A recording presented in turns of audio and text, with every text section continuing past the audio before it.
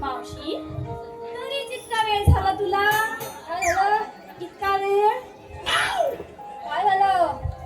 बरं मावशी तुला मी का हाक मारली माहितीये? ते सांगितल्याशिवाय कसं माहिती असणार मला? अगं मावशी आम्ही सर्व पोरी की नाही मथुरेच्या बाजाराला चाललोय, तर आम्हाला रस्ता माहित नाही. अगं एवढ्यांना धुंडून तुम्ही पण चाललाय आणि रस्ता माहिती नाही? होय नाही ना.